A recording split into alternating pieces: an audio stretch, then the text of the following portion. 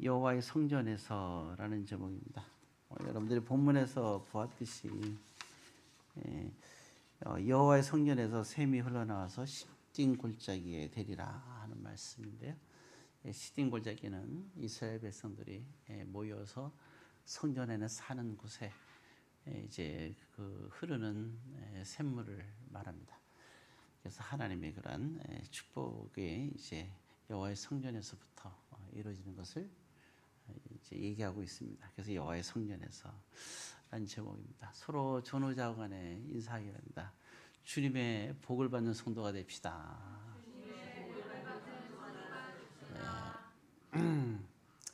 예. 어제는 문득 어느 순간이었는데 순간 찰나였어요. 근데 그런 생각이 들었어요. 전혀 성경 본문과 상관없는 옛날에 그 웃으면 복이 와요라는 그런 그 코미디인가 있었는데 문득 생각해 보니까 궁금했어요. 복이 오면 웃나? 웃으면 복이 오나? 이런 생각을 했는데 근데 웃으면 참 복이 오는 것 같다는 생각도 들긴 합니다. 기왕이면 여러분들이 살면서 삶을 살면서 삶이 어렵고 힘들고 또 스트레스가 많아도 좀 웃는 것이 좋지 않을까. 좀 뭔가 좀 이제 우리가 웃음을 이런 시대야 되는데요. 억지로 막 웃을 수는 없지만 그래도 한번 웃어보는 것도 괜찮은 것 같아요. 인사를 할 때 우리가 다시 한번 우리가 웃으면서 한번 인사하면 좋겠어요. 너무 인상 쓰면서 인사하니까 더 무서울 수도 있잖아요. 예, 예, 이렇게 얘기하더라고요. 나는 성도님을 사랑합니다. 자, 한번 웃으면서 한번 인사하시기 바랍니다. 좀 낫네요 이제. 자,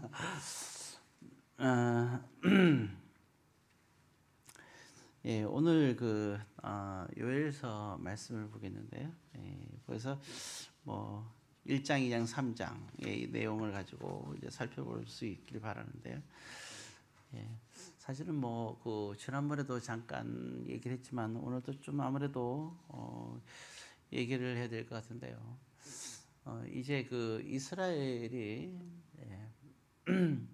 우리가 보통 이제 생각하면 이게 처음에는 이스라엘 나눠지지 않았다가 이스라엘이 이제 두 나라로 나눠지게 되죠. 그래서 남과 북으로 나눠지게 되는데요. 원래 그 이스라엘 왕 하면 이제 다윗부터 시작되는 것이 되게 사울 왕부터 시작되겠죠. 그래서 사울 왕부터 시작해서 다윗 왕 이래서 이렇게 1대 2대로 얘기하는데요. 근데 남쪽 유다는 근데 이제 그 르호보암 왕 때 나라가 나눠지게 돼요. 이게 다윗의 손자라고 생각하면 됩니다. 르호보암 왕 때 나라가 나눠져서 남쪽은 이제 르호보암이, 북쪽은 여로보암 왕이 이렇게 다스리게 됩니다.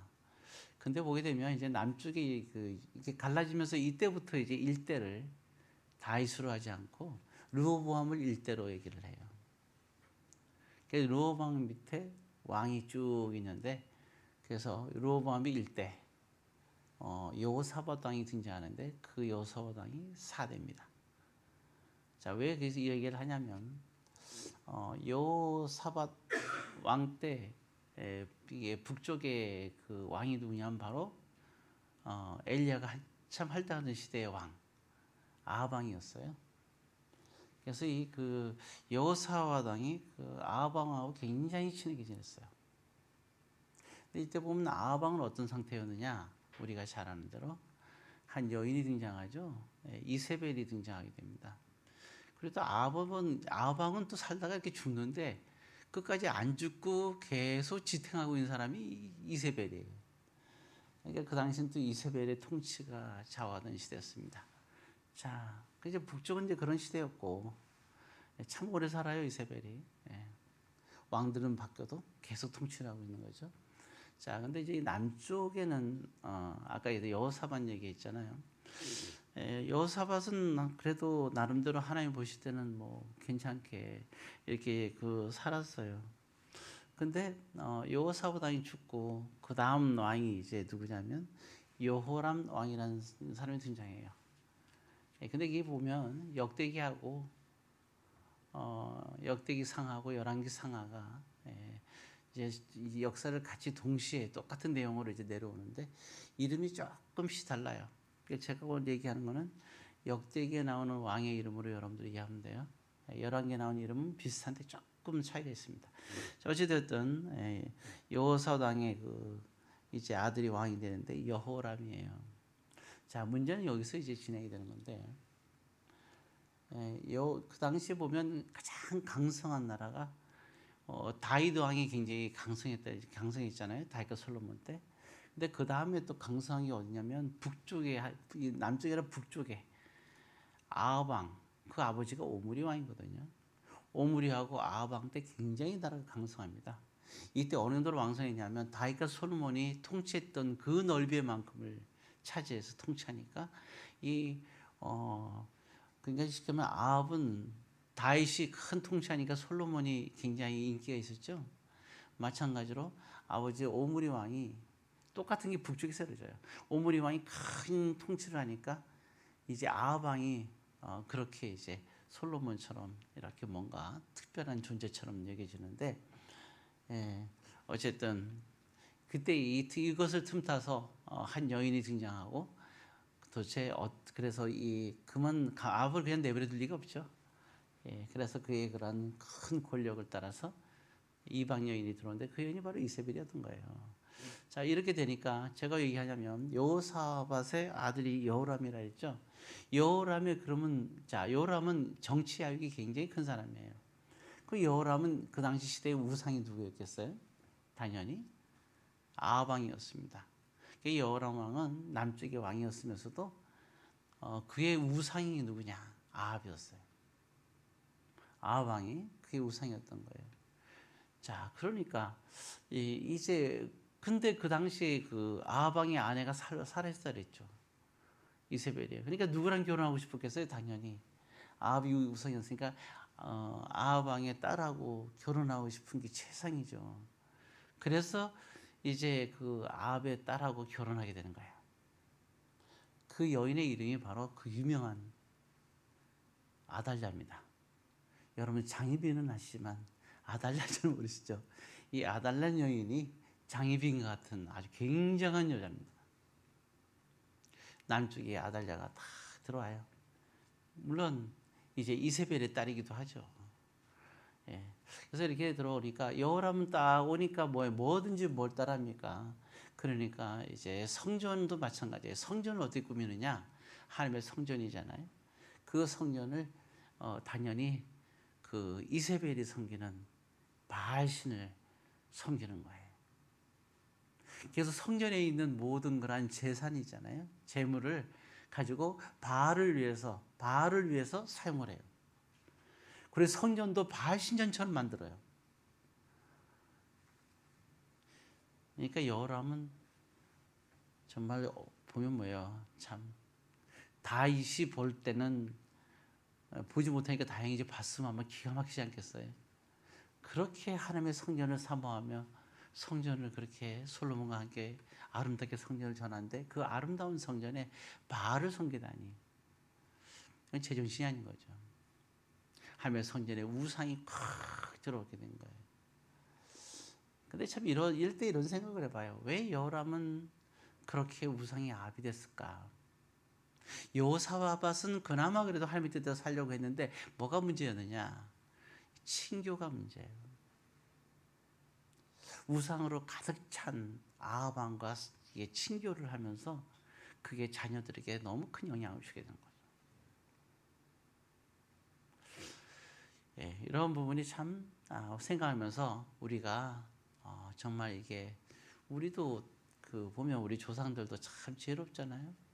유유상종이란 말 있잖아요. 유유상종.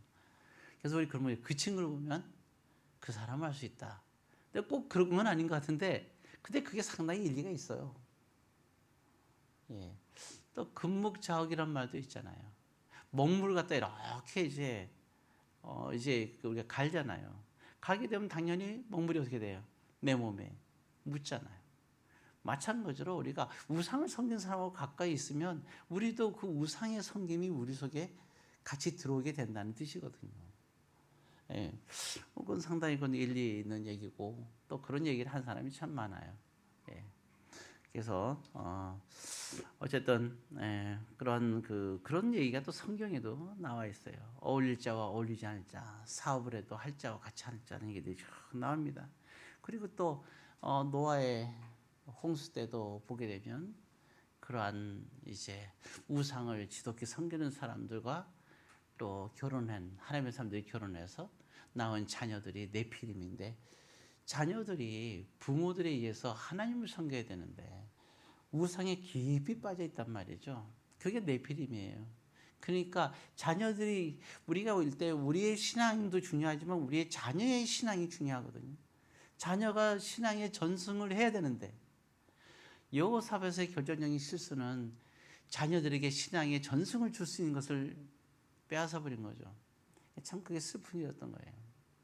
그래서 오늘날 이것은 오늘 우리가 생각할 때 우리가 이 결혼이라는 거와 자녀에게 있어서 어떤 영향력을 줄 것인가 생각이 중요한 거예요. 결혼을 하면 자녀를 낳잖아요. 그러면 자녀에게 누가 영향을 줄 것이냐? 우상을 섬기는 자가 영향을 줄 거냐? 믿음을 가진 사람이 영향을 줄 것이냐? 이건 되게 중요한 일인 거예요. 자, 그런 부분을 우리가 한번 더 생각해 볼 수가 있고요. 자, 어찌되었든 근데 이 여람이 이렇게 악한데 그러면 이 정도 되면 사실은 하나님께서 큰 이제 어떤 그런 뭐랄까요, 경고를 주던가 어떤 무슨 문제가 항상 생기기 마련이거든요. 중간에 이제 왕에서 뭐 쫓겨난다든가 죽임을 하든가 대치는데, 근데 이 여호람 왕은 그런 일이 없어요.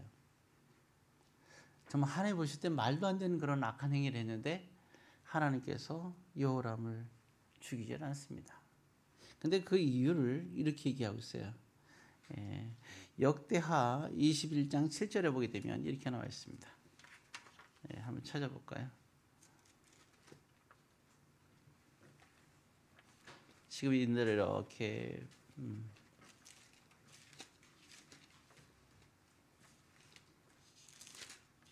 역대하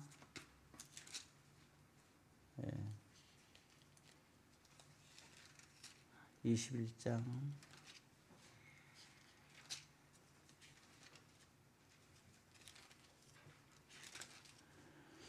21장 6절과 7절 이렇게 보게 되면요. 거기 683페이지입니다. 구약성 옆에서 83페이지. 자, 그냥 빨리 앉은 사람들은 잘 들으셔야 됩니다. 자, 한 목소리로 역대하 21장 6절 7절 있습니다. 그가 이스라엘 왕들의 길로 행하여 아합의 집과 같이 하였으니 이는 아합의 딸이 그의 아내가 되었습니다.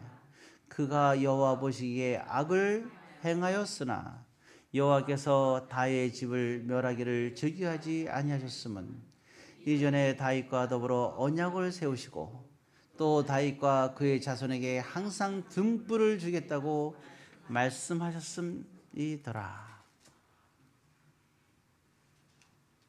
부모의 기도가 이렇게 무섭습니다. 부모의 신앙이 이렇게 무서워요.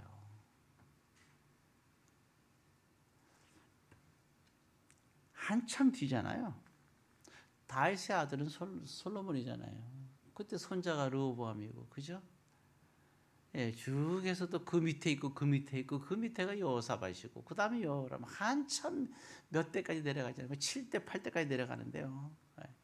그런데 그게 내려간 자손까지도 오늘 본문에서 말씀하시기를 하나님은 다윗으로 인하여, 하나님께 합한 신앙생활한 다윗으로 인하여, 하나님이 약속한 다윗에게 약속한 자손에 대한 축복 때문에 이름에도 불구하고 하나님은 여호람을 치지 않으셨다.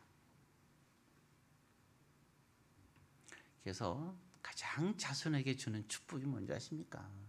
우리가 생각할 때는 뭐 이것도 해주고 저것도 해주고 중요한 것 같지만 정말 중요한 것은 우리가 하나님 앞에 올바로, 힘들어도 올바로 신앙생활하면 축복이 있는 거예요.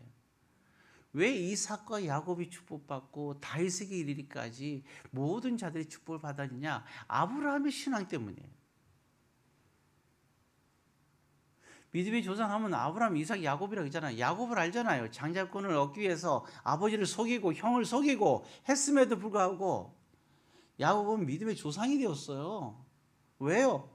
아브라함의 신앙과 하나님의 아브라함과의 약속 때문에 그런 거예요. 아브라함은 하나님께 온전히 순종하는 자이잖아요. 그래서 아버지의 그런 신앙, 엄마의 신앙, 누구든 상관없어요. 유아 세례 우리 들을 때 보게 되면 부모 중에 둘 중에 한 사람 보고 신앙을 보고 우리가 여세를 드리잖아요. 그때 그 부모를 보고 자식에게 유아세를 드릴 때 그때 그 부모가 가정의 믿음의 제사장인 거예요. 그의 신앙을 통해서 자녀의 인생에 축복이 있는 겁니다. 전 그래서 여러분들이 하나님 앞에 할 때 내 자녀가 잘 되는 것도 중요하지만 내가 신앙생활을 바로 쓰는 게 중요해요. 그게 바로 자녀에게 가장 주는 축복인 거예요. 여러분 그 어떤 선물이 있어 갖고 하나님이 보여주는 선물보다 큰 게 있겠어요. 그 믿음을 우리는 가지셔야 돼요. 하나님에 대한 온전한 순종과 섬김이 여러분들의 지금 이렇게 온전한 하나님에 대한 순종과 섬김이 여러분들의 자녀에게 가장 큰 상상할 수 없는 축복이라는 사실을 알 수 있어야 됩니다. 자, 여기서 끝나는 게 아니에요. 근데 이 여호람이 8년간 통치하는데 자, 아주 참 못된 아들이죠.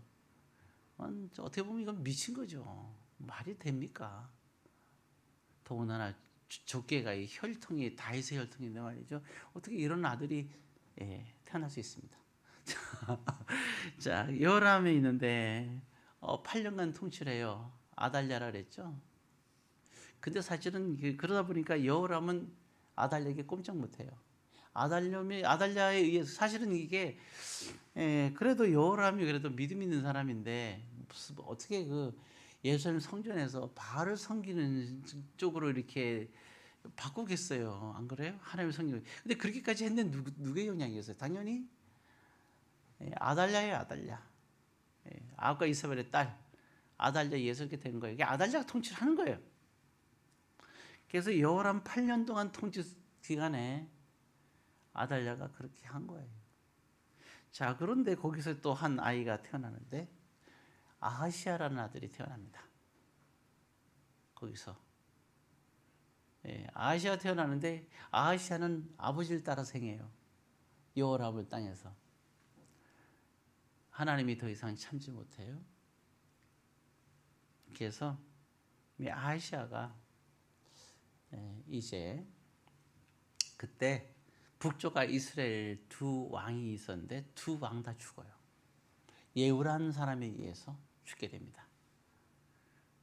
이 예후는 이스라엘의 왕이 될 사람인데 복잡하니까 대충만 하시면 됩니다. 그래도 어쨌든 죽었다. 그래서 이게 아하시아가 왕이 돼서 1년 만에 죽습니다. 자, 이럴 때 죽으니까 그러니까 아달랴는 자기 남편 그 여호람이 8년 통치할 때도 자기 마음대로 했죠. 아들 아하시아가 1년 통치할 때도 자기 마음대로 했어요. 완전히 아하시아는 그 엄마 아달랴의 꼭두가 씌었으니까. 자, 그렇게 죽게 됩니다. 자, 이렇게 죽게 되니까 이제 가만히 있을 리가 없죠. 어떤 일을 벌이냐? 아달랴가 가만히 있을 리가 없어요. 이때 하나의 아주 큰 결정을 내립니다. 어떤 결정이냐면 열왕기하 11장을 한번 볼까요? 열왕기하 11장 1절인데요. 빨리 안 찾아도 되니까 안 찾는 분들은 그냥 잘 들으셔도 됩니다. 찾을 수 있는 분들만 보시면 되고요. 열왕기하 11장 1절입니다. 581페이지 같이 있습니다.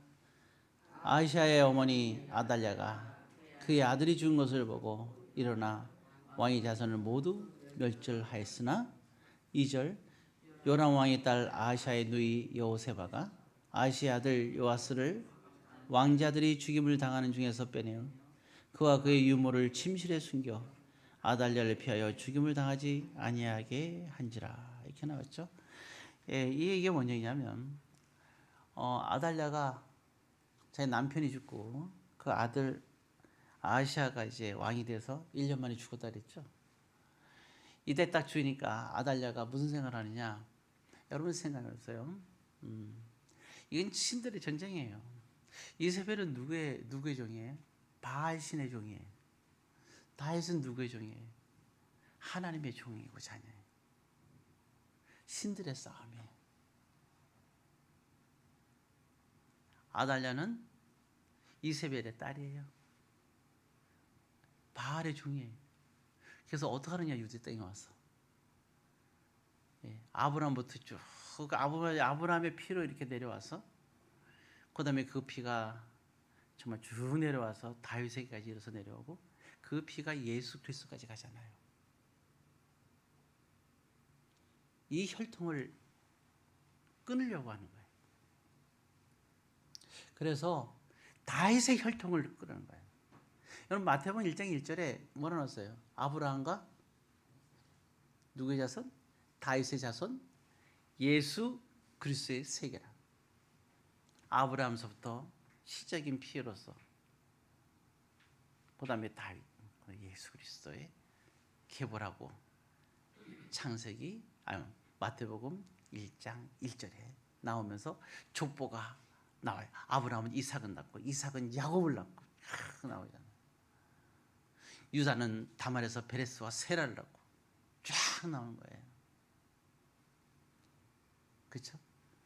그러면서 나중에는 또 오벳을 낳고 오벳은 이새를 낳고 이새는 다윗을 낳고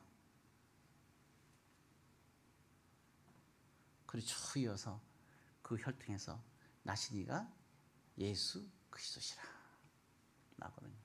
근데 여기서 지금 다윗의 이 족보를 완전히 끊으려고 하는 거예요. 누가?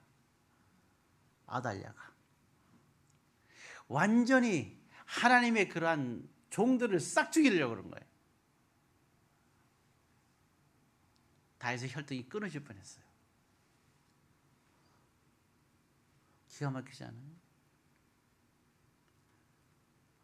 하나님이 택한 백성이 이스라엘 백성들이고 하나님이 이 택한 혈통이 다윗의 혈통이었거든요. 이 다윗의 혈통을 끊으려고 한 거예요. 아달랴가 다 끊었어요. 근데 다 한 명이 살아남는 거예요. 정말 이 긴박한 순간. 그리고 이게 자기에 관계된 손자 손녀까지 다 죽여요. 아주 씨를 말리는 거예요. 와, 이게 말이 됩니까? 그러니까 아시아가 자기 아들이잖아요. 아시아에게서 난 아들들을 다 죽이는 거예요. 남자 씨를 싹 죽이는 거예요. 다. 자기 친손자 손녀를, 손녀가 아니죠, 손자를 다 죽이는 거예요. 아주 그냥 씨를 말려고 했어요. 다 죽였다가 나오는 게 아까 그래서 그 얘기가 역대상 얘기에 나와 있는 게 그 얘기입니다. 절대절명의 순간이에요. 참 이렇게 좀 눈물겨운 상황이죠. 그러니 나라가 어때요? 혼탁하고 백성들은 어때요? 하나님의 성전에 왔는데 누가 있어요? 바알 신전이 있으니 바알을 섬기는 거예요. 백성들이 바알을 섬기기 시작하는 거예요. 이럴 때 다 그러니까 보면 제사장들 레인들 하나 것 없이 그 아달랴의 살기 등등한 위협 속에서 그들은 그들의 놀이기구가 되고 만 거예요. 그 사람들이 변심하기 시작을 했어요. 백성들도 다 이제는 우상을 섬기기 시작을 해요. 정말 끔찍한 거예요. 그래서 요엘서에서 나온 것이 요엘서 1장 4절에 나오는 게 뭐가 나오냐면 이제 요엘서로 돌아와야겠어요.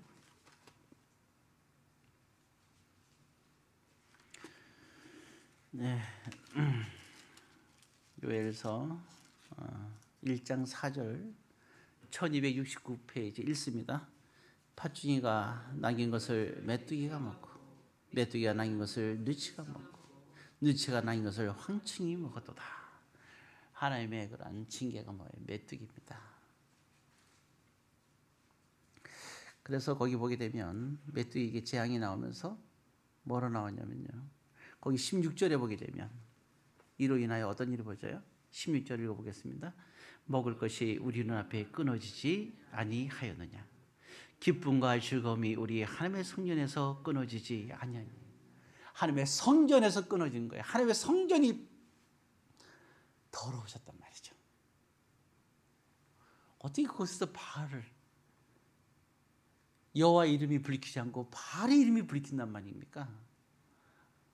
기가 막히죠. 제가 실제로 가서 깜짝 놀란 게 뭐냐면 성당에 가서 아니 하나님의 이름이 여태까지 성부와 성자와 성령은 여태까지는 같았는데 어머니하고 지금 어머니를 부르고 있어요. 마리아를. 제가 깜짝 놀랐어요. 어떻게 마리아 이름으로 마리아를 경배합니까? 어디 이 대한민국의 최고의 통치자 앞에서 무당들이 판을 치고 있어요. 말이 됩니까 이게? 우리 대한민국은 하나님의 나라 아니에요. 하나님이 여태까지 해주셨고 어떻게 여기서 이 무슨 법사니 뭐니 해가지고 뭐 하는 거예요? 뭐 보살이니. 그러면서 교회를 많이 떠나고 방향을 잃어버리고 우리의 신앙은 세속에 빠져들고 아달랴의 시대와 이 시대와 다르게 김건희 시대와 다르게 뭐가 있어요?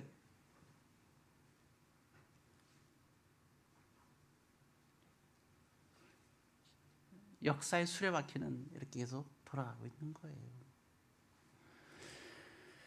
그러니까 먹을 것이 끊어질 수밖에 없게 나라가 어렵잖아요. 하나님이 주시는 메뚜기라는 거예요. 그런데 메뚜기를 준다고 4절에 그랬죠. 근데 5절에 이렇게 나와 있어요. 5절 있습니다. 취하는 자들아 너희는 깨어 울지어다. 이렇게 나와 있죠. 모르는 거예요. 지금 이게 메뚜기를 하나님께서 보낸 거를 모르는 거예요. 그래서 우리 믿는 사람들 어떻게 돼요? 정신 차리고 어려우게 된 건 주님이 메뚜기를 주셨기 때문에 우리가 어려운 거예요. 왜 관세를 때리고 왜 갑작스레 왜 한이 올라가고 왜 그래요? 왜 점점 우리가 먹을 것이 없어지나요? 주님이 주신 메뚜기예요. 깨달아야 되는 거예요 이게. 여러분 우리가 메뚜기 재앙 아시죠? 바로 때 아시잖아요. 10가지 재앙 중에서 몇 번째입니까? 8번째 아니에요. 8번째 재앙 메뚜기가. 그 다음에 흑암과 장자의 죽음이에요. 제일 끝에 중에 끝에 거기 가 있어요. 이게 우리 앞에 놓여 있는데 이럴 때 우리 믿는 사람들은 어떻게 돼요? 하나님 앞에 돌아와야죠. 우리가 돌아올 때예요. 죽어도 성전에 와서 죽어야 되는 거고요. 살아도 성전에 와서 살아야 되는 거예요. 죽으나 사나 주님께 우리가 기도해야 되는 거 아니겠어요? 내가 먼저 주님 앞에 돌이키면 다 되는 거예요. 근데 우리는 깨닫지 못하고 영 그대로 살아요. 이 어려운 일들을 우리가 그렇게 생각하면 안 되는 거예요. 예, 이게 메뚜기의 재앙이 우리에게 임한 겁니다. 그래서 우리는 그런데 참 감사한 게 있어요. 이럴 때 우리가 목숨 걸고 우리가 내 신앙을 지켜야 됩니다. 이럴 때 보게 되면 아까 아하시아가 이제 아들이 죽으면서 다윗의 씨를 다 죽였다 그랬잖아요. 근데 살아남은 게 요하스인데 그거 누가 살렸냐면요. 이게 아하시아에게는 누나가 하나 있어요. 누나가 있는데 여호사부앗이라는 그러한 이제 이게 남매지간이라 그러죠. 있었던 거예요. 여자는 안 죽인 거야 아달랴가. 요아스도 죽이려고 할 때 나이가 아주 애기였으니까 유모랑 같이 해서 그 침상에 숨겨요. 간신히 살아난 거예요. 사실 침상 밑에 숨겼다고 보면 아는데 침상 밑에 숨겨 보면 알잖아요. 그건 하나님의 기적이죠. 요아스를 하나님께서 보여주셨어요. 그리고 이 여인이 누구랑 결혼했냐면 제사장하고 결혼했어요. 이 하나님의 섭리예요. 여호야다라는 제사장을 섭리합니다. 근데 이때 그렇게 다 타락할 때 그 자기의 신앙을 지켰던 사람이 바로 유일하게 한 명인데 그 사람이 여호야다 제사장입니다. 성전에 되어진 일 보고 통곡하면서 가슴 아파했던 사람이 여호야다고, 하나님께 간구하며 울부짖던 사람이 여호야다인 거예요. 마지막 순간에 여호야다가요, 이게 왕의 피가 있어야잖아요. 그 어린 요아스를 왕의 그러한 혈통이라고 그러면서 그를 내세워요. 그 당시에 그 내세울 때 보게 되면 아달랴가 다 죽이고 나서 몇 년을 통치하느냐? 그리고 나서 6년을 더 통치해요. 근데 이때는 요아스가 너무 어리잖아요. 1살밖에 안 됐단 말이에요. 그러니까 왕으로 세울 수가 없잖아요. 또 그때 아달랴가 너무 강해요. 다 죽이려고 하니까. 그래서 6년을 여호야다가 꼭 참아요. 인내의 열매가 있는 거죠. 꼭 6년 참, 이 억울한 거를 6년을 찬 거야. 뭐 화병이 날 수도 있잖아요. 그죠? 아달랴 하는 짓이 괘씸하죠. 성전에서는 바알을 섬기고 있지. 또 성전의 성도들이 헌금한 이런 모든 거와 다윗과 솔로몬이 만들어 놓은 이런 모든 금과 은 이런 모든 것을 갖다가 바알을 위해서라면 다 내줘 갖고 그걸 하지. 이게 제사장인 더구나 여호야다는 얼마나 마음이, 하나님을 사랑하는 여호야다는 있을 수가 없는 거예요. 그걸 6년 동안 기다리는 거예요. 때가 됐을 때 요아스가 7살이 될 때 비로소 말을 할 수 있고 걸을 수가 있잖아요. 여호아스를 딱 세우면서 이가 다윗의 혈통이라고 얘기를 하면서 이분이 왕이시다. 그때는 아달랴가 통치했으니까 아달랴가 성경에 보면 외쳐요. 반역이다. 반역이야. 그런 거예요. 근데 이미 하나님은 기울어졌어요. 그래서 아달랴가 거기서 죽임을 당합니다. 그리고 요아스가 왕이 돼서 다윗의 혈통이 기적적으로 이루어지게 되는 거예요. 그리고 성전이 회복되기 시작을 해요. 그리고 이스라엘 백성들이 다시 믿음이 회복되기 시작하는 거예요. 그 회복의 역사가 요엘서 2장이에요. 그때 나오는 게 뭐예요? 이게 우리가 잘 아는 대로, 요엘서 나올 때는 우리가 잘 알죠. 보게 되면 요엘서 2장 28절 1213페이지 읽습니다. 그 후에 내가 내 영을 만민에게 부어주리니 너희 자녀들이 장래일을 말할 것이며 너희 늙은이는 꿈을 꾸며 너희 젊은이는 이상을 볼 것이며. 이게 무슨 얘기예요? 성전이 회복되니 하나님이 임재하시고 하나님께 기도하며 간구하니 하나님께서 응답하시는 걸 말하고 있는 거예요. 선지자가 다시 말을, 전에는 선지자가 아무리 외쳐도 아달랴에게 막혀서 아무것도 소용이 없어요. 백성들은 이 선지자의 말을 듣지 않고 아달랴와 아달랴가 섬기는 바알의 제사장들의 말을 듣는 거예요. 그러나 성전이 회복되고 나서는 성령이 임재한 선지자들의 말을 그들은 듣기 시작을 하는 거예요. 그 선지자 한 명이 누구예요? 여기 나오는 요엘 선지자예요. 그들이 요엘 선지자의 말을 듣기 시작하는 거예요. 근데 이걸 이제 성령님이 우리에게는 이제 사도행전 2장에서 임하게 됐는데요. 성령님이 임재하는 회복을 얘기하는 거예요. 모든 회복이 있는 거예요. 오늘 저와 여러분들에게 있어서는 성령 하나님이 여러분들에게 임하는 것을 알 수 있어야 됩니다. 그리고 성령 하나님의 통치가 저와 여러분들에게 있어야 돼요. 우리는 성령을 거스르는 삶을 살아서는 안 돼요. 그 전에는 성령을 거스르는 삶이 사는데 아달랴에서 성령을 거스르는 삶을 살았어요. 그는 우상 숭배. 그러니까 메뚜기밖에 올 수가 없는 거예요. 회복이 될 수가 없는 거예요. 우상을 통한 것을 어떻게 이길 수가 있겠어요? 있을 수가 없어요. 이때 성령의 바람이 불어오는 겁니다. 오늘 저 여러분도 마찬가지예요. 성령의 열매를 우리에게는 바울은 5장 22절에 얘기했어요. 성령의 열매 9가지. 이게 성령의 바람이에요. 이 바람이 여러분들 속에 소용돌이 쳐야 돼요. 르아후. 보게 되면 뭐예요? 태초에 하나님이 천지를 창조하시나 땅이 혼돈하고 공허하며 하나님의 신이 수면 위에 운행하시니라. 하나님의 신이 성령 하나님 말한 거예요. 그게 르아흐라는 겁니다. 그게 홀리 스피릿 성령 하나님.